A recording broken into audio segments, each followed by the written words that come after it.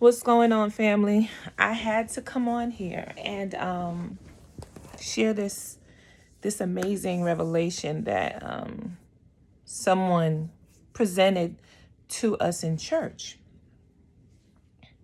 Got my hair braided, ready for tomorrow. So I heard something today that was really powerful, and it was about marriage and what this bishop that came to visit our church, named Bishop Clements. And Bishop Clements made a comment today that I felt like I would be remiss not to share it on this platform for whoever may come across it and may need to hear it, because it was so powerful to me. I think it would be powerful for the next person. What he said is the key to a successful marriage is not love. He said the key to a successful marriage is forgiveness. And I thought, you are absolutely right. This is powerful. This is absolutely the key. And that is not the key that's given to us when we are establishing ourselves to have a solid relationship and a solid marriage. And I wanted to share that because as someone who's been married and who's been divorced, I can honestly say forgiveness could save a lot of marriages. It could have saved a lot of marriages, you know.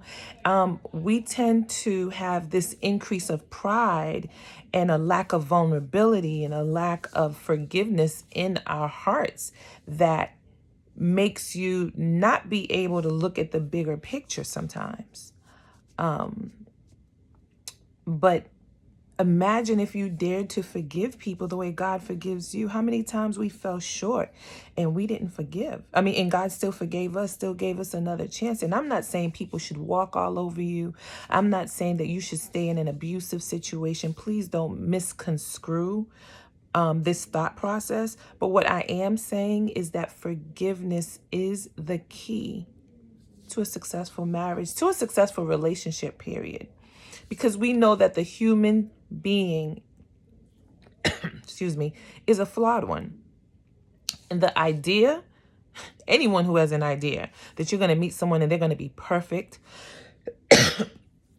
and that they're not going to fail you in any way, including yourself, you're living in a fantasy and you're not ready for a relationship of any kind. So if you're the type of person who, if someone does one little thing to you, you cut them off, you might want to reevaluate what's really going on inside of you. Excuse me. I don't know what that's about. But you may want to look into counseling. You may want to look into maybe some of your deep, dark childhood scars and ask, why are they now presenting themselves in a loveless place in real time? And not to mention, forgiveness is to free you.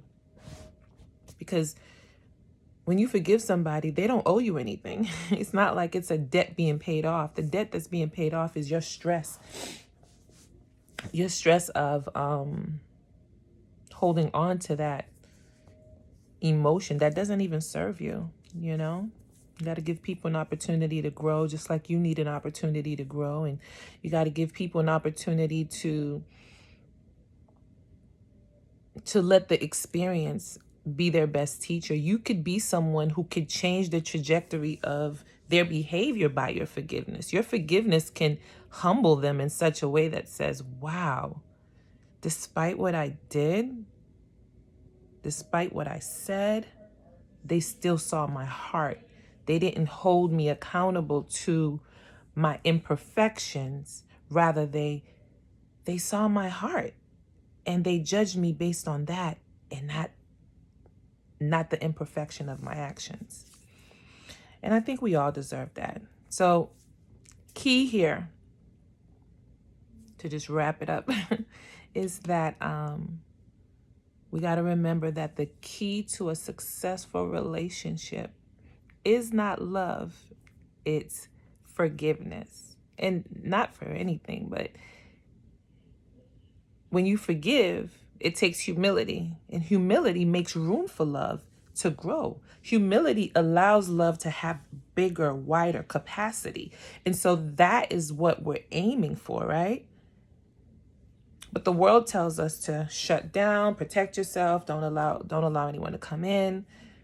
And when your hands are gripped tight closed, nothing can go in it. Yeah, nothing can come out of it, but nothing can come in it.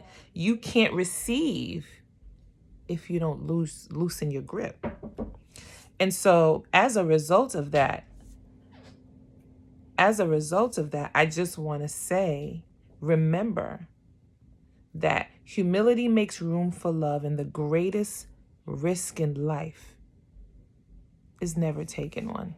That's something that I always have in all my emails, and anytime I reply to someone, it's my quote. Humility makes room for love, and the greatest risk in life is never taking one. So take that. I hope it helped. I would be remiss to not share it. I had to share it, so I did. And so I hope it was beneficial, and I hope someone really got something out of it, because I did. I thought that was a great reminder that while we're wanting to be in the romantic aspect of love, we also have to be in a romantic place of understanding that forgiveness is part of the romance. So happy Sunday. I hope you're having a day of rest, because we all need it. I'm chilling here and enjoying this day of rest. And that's all I wanted to say. All right. Have a good one.